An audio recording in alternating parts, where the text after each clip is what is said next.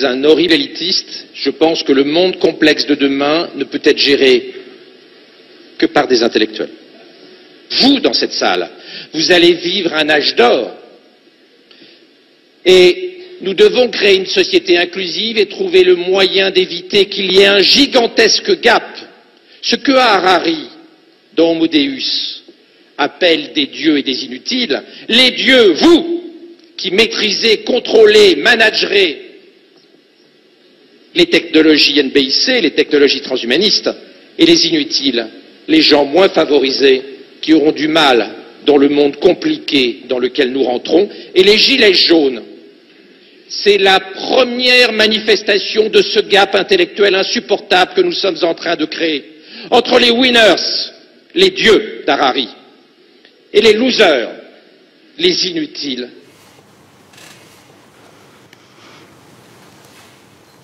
Mais c'est effrayant. Médecin. Médecin. Je pense que Hitler ne disait peut-être pas les choses aussi directement. Les dieux, c'est vous. Donc, il s'adresse à nos futurs dirigeants. Et les inutiles, c'est nous, quoi. Donc, ça veut dire que c'est eux qui vont concocter les programmes pour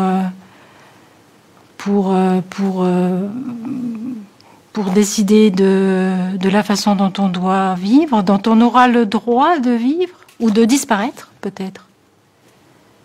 C'est absolument effrayant. Et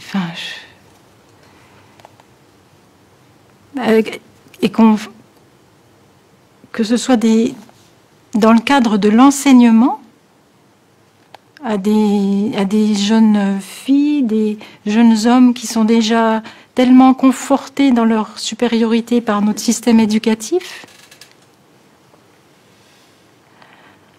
Il paraît qu'à l'Assemblée nationale, il y a une députée qui s'est fait surnommer Bac-2 parce qu'elle est simplement aide-soignante. C'est vous dire le mépris de notre classe dirigeante. Donc si nous sommes les inutiles, si nous disparaissons, ça n'est pas grave. Mais c'est vrai que déjà, dans les maisons de retraite, nos aînés ont une espérance de vie résiduelle. Donc, résiduelle, ça veut dire qu'ils font déjà du rabat. Donc, on peut les faire disparaître. Dans le silence, porte de chambre fermée. Ouais, ça me donne juste envie de pleurer, je suis désolée, mais c'est épouvantable. Qu'est-ce qu'on a fait à nos aînés? Qu'est-ce qu'on est en train de faire à nos enfants? Quand est-ce que les gens vont ouvrir les yeux et réagir? Quand? Quel prochain décret de loi faudra-t-il pour que les gens puissent protester et empêcher ça? Parce que c'est pas dans 10 ans. C'était proposé l'année dernière. Et c'est ce qui arrive aujourd'hui. Qu'est-ce que ça veut dire? On n'a pas besoin d'avoir Bac+10 pour se poser la question si c'est pas quelque chose de programmé. On a le droit de s'interroger, c'est notre devoir. Puisque maintenant on a la possibilité d'avoir accès à l'information, c'est tout ce qui nous reste. Moi, j'ai plus la télévision depuis 15 ans, donc je suis désintoxiquée. Donc je vais chercher mes informations ailleurs. Tout le monde peut le faire. Tout le monde peut le faire. J'ai envie de dire aux gens, mais dans 10 ans ou dans 20 ans, est-ce que vous pourrez regarder vos enfants dans les yeux et leur dire que vous ne saviez pas? En 1945, c'était possible. Bien que j'ai 2 grands-mères qui savaient parfaitement ce qu'on faisait des Juifs quand on les mettait dans des trains. Elles ne disposaient pas de l'information dont on peut disposer aujourd'hui. Donc nos enfants ne nous croiront pas. Et nos enfants seront en droit de nous poser la question pourquoi on ne les a pas défendus. Voilà, c'est tout ce que j'ai envie de dire parce que c'est abominable. C'est tout. C'est juste abominable. Pardon.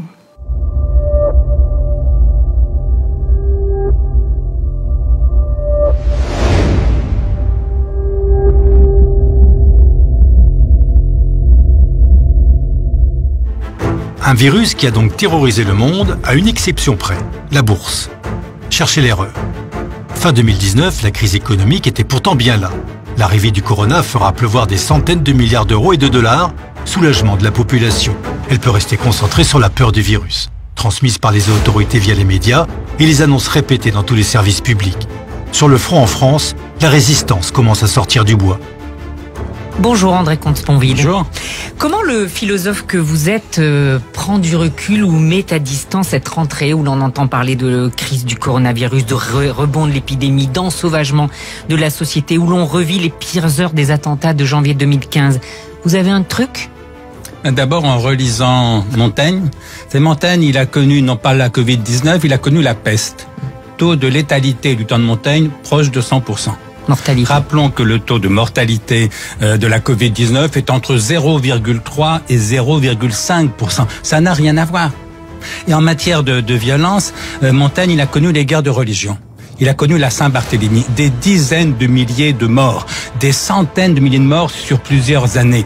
C'était autre chose que les atroces attentats du Bataclan ou de Charlie Hebdo. Autrement dit, la lecture, l'histoire en général, le recul, mais spécialement la lecture de Montaigne nous aide à prendre du recul. Et puis surtout, Montaigne dit deux choses qui me paraissent décisives. La première chose, il écrit « Ce dont j'ai le plus peur, c'est la peur ». Et moi, je vais vous dire, je n'ai pas peur de la Covid-19. Une maladie qui tue 0,5% des gens qui sont atteints, et même si ça tue un peu plus à mon âge, moi j'ai 68 ans, je fais partie des couparistes, mais il n'y a pas de raison de s'affoler. Mourir du cancer, mourir d'un AVC ou mourir de la Covid-19, je vois pas bien la différence. Mais en Allemagne, en Italie, en Espagne, tout comme aux États-Unis, des centaines de médecins se font entendre depuis plusieurs mois. Des commissions d'enquête extra-parlementaires sont créées. Dans la rue, les Allemands montrent l'exemple et répondent à la menace de cluster en descendant par dizaines de milliers. En Suisse, des lanceurs d'alerte transforment leur salon pour remplacer des médias dogmatiques. Et que dire aussi de ce chef d'entreprise dont la chaîne YouTube a été fermée pour avoir donné de vraies infos? Dans quel monde est-on rentré? Et vous allez voir dans cette émission du soir que vous pouvez regarder sur odyssée.com que non seulement ils osent tout, mais ils accentuent les mensonges. Je suis également l'un des 4 membres de la commission d'enquête allemande sur le corona. Depuis le 10 juillet 2020, ce comité écoute un grand nombre de témoignages de scientifiques et d'experts internationaux pour trouver des réponses aux questions sur la crise du corona, que de plus en plus de personnes dans le monde entier se posent.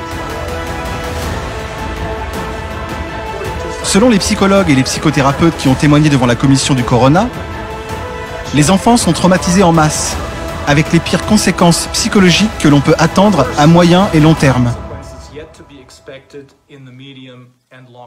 Ces mesures, les mesures liées au corona, sont sans fondement factuel suffisant et également sans fondement juridique suffisant et sont donc inconstitutionnelles et doivent être abrogées immédiatement. Salut tout le monde, c'est Robert Kennedy Jr. Je ne peux pas vous dire à quel point je suis heureux d'avoir l'occasion de parler à des milliers de citoyens dans 15 pays sur tous les continents du monde. Vous êtes tous réunis aujourd'hui pour protester contre ce coup d'État. Ange Razoel, qui est en duplex avec nous depuis Antananarive. Avec moi, Christophe Bois. Des citoyens qui se révoltent, des présidents qui soignent, ça change. Je tiens à vous dire que les patients qui ont été guéris, ils ont pris uniquement avec l'administration seule du produit Covid Organics. Ce remède est naturel, non toxique et non invasif. Elles sont implacables. Pas de changement de cap à l'Élysée. La menace, la peur, Et des chiffres sortis de nulle part. Et d'ici quelques mois, c'est au moins 400 000 morts supplémentaires à déplorer.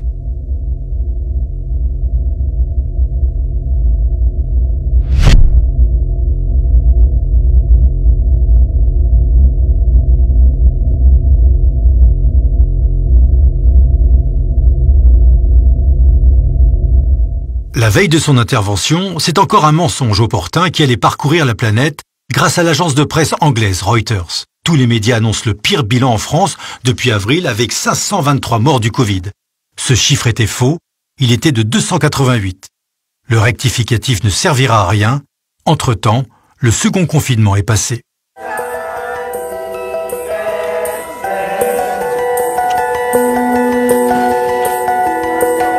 Après avoir interdit un traitement prometteur et pas cher, de simples gestes de bienveillance et de fraternité sont désormais synonymes d'homicide involontaire. On progresse. Nous sommes en guerre, c'est vrai, mais contre qui? Nos élites, elles, ont choisi leurs armes. La peur et la culpabilité. Une façon de garder bien le contact avec une population désorientée. Depuis 30 ans, un médecin et chercheur danois enquête et alerte sur les méthodes de l'industrie pharmaceutique. Son livre ne laisse que peu de place au doute. Nos drogues ont tué autour de 200 000 personnes en Amérique tous les ans. Et la moitié de ces personnes sont mortes alors qu'elles faisaient ce que leur médecin leur avait dit. Ils sont morts des effets secondaires. L'autre moitié est morte à cause des erreurs. Et ce sont parfois les médecins qui font ces erreurs parce que n'importe quelle drogue vient avec 20, 30 ou 40 contre-indications et précautions. Aucun docteur du monde ne connaît toute la liste. Quand mon livre sur le crime organisé est sorti, ils ont menti dessus, comme ils le font à chaque fois. Que mes exemples étaient vieux, qu'ils dataient de 90 ans et tout ça. Mais vous savez, quand j'ai montré ce que les 10 plus grandes entreprises faisaient, ces crimes organisés, ces exemples venaient des 10 à 50 dernières années. Les crimes ont augmenté car quand le crime paie, vous avez plus de crimes. C'est comme ça que la capitalisation fonctionne.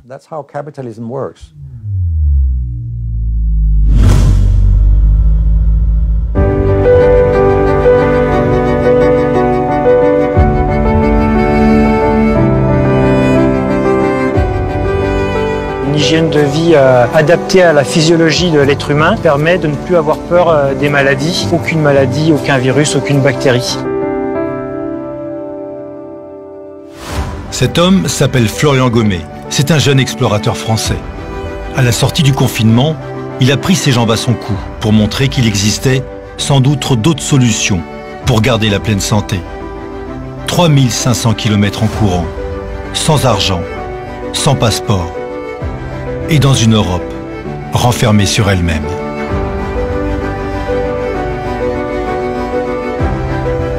Un vrai défi, un vrai exploit, une autre façon de vaincre.